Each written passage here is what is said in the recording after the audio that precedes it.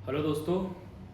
Basically UPSC preparation करने वालों का जो बिगनर्स होते हैं उनका सबसे बड़ा क्वेश्चन यही होता है कि सर हम न्यूज़पेपर कैसे पढ़ें। ठीक है ना, तो उसी को आज थोड़ा सा मैं क्लियर करता हूँ, थोड़ा डिटेल में क्लियर करेंगे कि न्यूज़पेपर की प्रॉब्लम सबके साथ आती है कि इतना बड़ा पेपर है, क्या उसको पूरा पढ़ना है या किस हिसाब से पढ़ना है, और पढ़ भी रहे हैं तो उसका नोट्स कैसे बनाना है। ये सबके बिगनर के अंदर सबसे बड़ा इशू होता है।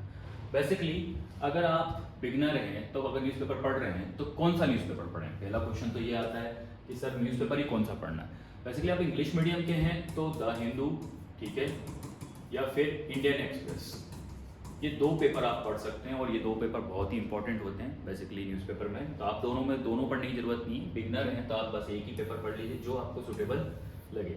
मगर मेरी प्रेफरेंस तो हमेशा द हिंदू से रहती है क्योंकि ये डिटेल में काफ़ी थिंग्स देता है और ऑर्गेनाइज वे में देता है, तो इसलिए मैं तो प्रेफरेंस हमेशा द हिंदू को ही करता हूँ। ठीक है, ये हो गया क्वेश्चन का कि कौन सा न्यूज़पेपर पढ़ें। सबसे बड़ी प्रॉब्लम आती है कि पेपर पढ़े कैसे, how to read the newspaper. ठीक है ना, अब पेपर पढ़ें कैसे, अब ये किसी को नहीं पता रहता। पेपर तो पढ़ना चालू कर दिया मगर पता नहीं रहता है कि कैसे पढ़ना है या सारी चीज़ पढ़नी है, यानी कि कौन सा छोड़ना है क्या नहीं छोड़ना है। इसमें सबसे बड़ी प्रॉब्लम क्या होती है बेटा बिगनरों के लिए, क्योंकि आप लोगों के दिमाग में सिलेबस नहीं है। क्या नहीं है?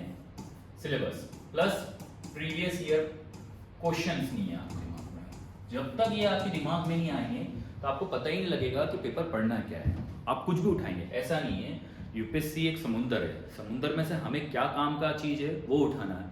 वो कैसे उठा सकते हैं? जब आपको स्टिक सिलेबस याद हो, बिल्कुल सिलेबस के एक एक पॉइंट याद हो, उस पॉइंट के अकॉर्डिंग ही आप क्या बना सकते हैं, आप पेपर पढ़ सकते हैं कि ये मेरा काम का है, ये मेरा काम का नहीं है। दूसरा क्या होना चाहिए कि सिलेबस तो पता है मुझे, एनर्जी है, मगर किस टाइप के क्वेश्चन आते हैं ये मुझे कैसे पता लगेगा? प्रीवियस ईयर के क्वेश्चन। तो बिगनर को सबसे पहले सिलेबस समझना चाहिए, डिटेल पहले आपके सब दूर आपके रूम में सिलेबस होना चाहिए, बाय हार्ट आपका सिलेबस दिमाग में होना चाहिए और प्रीवियस ईयर के क्वेश्चन होना चाहिए। उसी से आप क्या पढ़ सकते हैं कि क्या काम का है और क्या काम का नहीं है। तो न्यूज़पेपर में आपको समझ में आ जाएगा ये मेरी चीज काम की और मेरी चीज ये काम की नहीं है। तो ये सारा सबसे इंपॉर्टेंट टाइम क्या होता है, ये सिलेबस, प्रीवियस के क्वेश्चन। तीसरा होता है कि कितना टाइम देना चाहिए। मेरे हिसाब से अगर आप बिगनर हैं तो 2 से 3 घंटे दे दीजिए, ठीक है। मगर क्या अच्छा होता है बिगनिंग के बाद, बिगनर के बाद क्या हो जाता है, कुछ समय बाद अगर आप डेली न्यूज़पेपर पढ़ रहे हैं, इसमें सबसे जरूरी होता है डेली, तो चीजें रिपीटेड होने लग जाती है, रिपीटेशन चालू हो जाता है। हर चीज आपको नहीं पढ़नी पड़ेगी। जैसे अभी एससीओ चल रहा है, फ्रेंच रेवोल्यूशन चल रहा है, फ्रांस के रिलेशन चल रहे हैं, यूएसए से चल रहे हैं, तो बार बार नहीं पढ़ना पड़ेगा। शुरू में आपको बहुत डिटेल में लगता है, टाइम लगता है, फिर बाद में आपको टेंशन नहीं होता। अगर आप 6 मंथ कंटिन्यू करने लग जाते हो तो पेपर रिपीटेड होने लग जाता है। फिर वहां आपको रिड्यूस करके 1 आवर पे लाना पड़ता है, 1 आवर पे एडवांस लेवल पे। बस अब आपको बस यहाँ ये देखना पड़ता है कि क्या चेंज हुआ है, कुछ चेंज हुआ है कि नहीं हुआ है, बस वो फॉलो करना रहता है कि कुछ चीज चेंज हुई या सुप्रीम कोर्ट ने कोई वर्डिक्ट दी है या बेसिक तो आपका कंप्लीट हो गया वर्डिक्ट। ठीक है, तो ये 3 चीज इंपॉर्टेंट है, पेपर कौन सा पढ़ना चाहिए, कैसे आपको पेपर पढ़ना है और कितना टाइम पे पढ़ना है। अब इंपॉर्टेंट आता है कि न्यूज़पेपर के नोट्स बनाने हैं कि नहीं बनाने हैं, ठीक है ना। अब कैसे कंटेंट सिलेक्ट करें, कैसे जो कंटेंट सिलेक्ट करा उसका नोट्स कैसे बनाएं, ठीक है ना। तो ये इसके बारे में मैं बताता हूँ। फर्स्टली सबसे पहले मैंने जो आपको बताया है कि अगर आपको कुछ भी करना है तो पहले आपको सिलेबस से ग्रो थ्रू होना पड़ेगा यूपीएससी के, क्योंकि यूपीएससी के अंदर अगर आपको सिलेबस नहीं पता तो आप पता ही नहीं कर पाते कि आपको क्या पढ़ना है और क्या नहीं पढ़ना है। फिर दूसरा क्या है, आपके प्रीवियस ईयर क्वेश्चन पे फोकस करो कि जो सिलेबस से रिलेटेड किस टाइप के क्वेश्चन आए हैं, उससे आपको पता लगेगा कि किस टाइप के क्वेश्चन हैं और किस टाइप की मुझे डिमांड पूरी करनी है। फिर उसके लिए आप नोट्स बनाएंगे। तो पहले आपको सबसे पहले क्या लिखना है, मेंस के आंसर राइटिंग और प्री में आजकल सबसे ज्यादा रोल कौन इंपॉर्टेंट करने लगा? डेटा। अगर आपके पास डेटा नहीं है तो आप आंसर को सपोर्ट नहीं कर सकते। तो जो सिलेबस है और जो प्रीवियस ईयर क्वेश्चन है तो उस टॉपिक का आपको क्या कलेक्ट करना है? डेटा। तो नोट्स पे आप क्या बनाएंगे? उसको डेटा।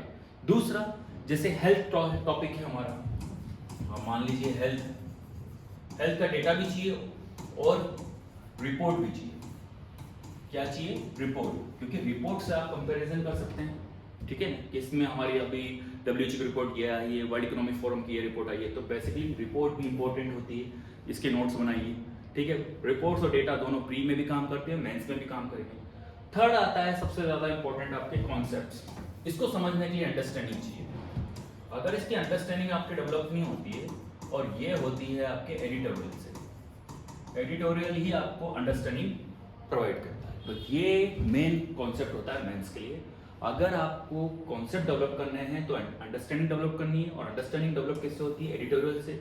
बहुत सारे राइटर्स अपने अलग अलग व्यू में अलग अलग टॉपिक को लिखते हैं, यहाँ से आपको कोई से भी टॉपिक का एक अच्छी गुड अंडरस्टैंडिंग डेवलप हो पाती है अगर आप एडिटोरियल रोज पढ़ रहे हैं। इसलिए एडिटोरियल मेंस के लिए बहुत इंपॉर्टेंट होता है, ऐसे राइटिंग के लिए इंपॉर्टेंट होता है, ठीक है। और आपके फोर्थ पेपर एथिक्स के लिए भी होता है, क्योंकि मैनली डिफरेंट थिंग्स आपको मिलती है। कोई लेफ्टिस्ट मिलती है, कोई कैपिटलिस्ट मिलती है, कोई राइटिस्ट मिलती है, तो आपको अलग अलग होता है। फिर होता है फैक्ट्स। ये फैक्ट्स आपको क्या करते हैं, मेंस के अंदर भी नंबर इंक्रीज करने में काम करते हैं, ठीक है। और प्री में भी आजकल यूपीएससी प्री में भी फैक्ट्स पूछने लगे, मगर ये इतना ज्यादा फैक्ट्स पे मत फोकस करना, क्योंकि फैक्ट्स जितने आप डाइजेस्ट कर सको उसी को लिखना। ऐसा नहीं कि आप मगअप करते जा रहे इतने सारे फैक्ट्स रख रहे हैं, क्योंकि आप पढ़ ही नहीं पाएंगे, याद ही नहीं रख पाएंगे। तो कुछ रिलेवेंट फैक्ट्स रखना कि जिससे आपको हमेशा यूज हो सके, जो बेसिक फैक्ट्स है। फिर होते हैं आर्ग्यूमेंट्स। आर्ग्यूमेंट्स बहुत ही इंपॉर्टेंट होते हैं, क्योंकि आर्ग्यूमेंट्स पर ही क्वेश्चन आते हैं आजकल। जो आर्ग्यूमेंट चलते हैं उसी से रिलेटेड क्वेश्चंस आते हैं, और ये व्यू पे क्वेश्चन होते हैं कि आपका इस आर्ग्यूमेंट में क्या व्यू है।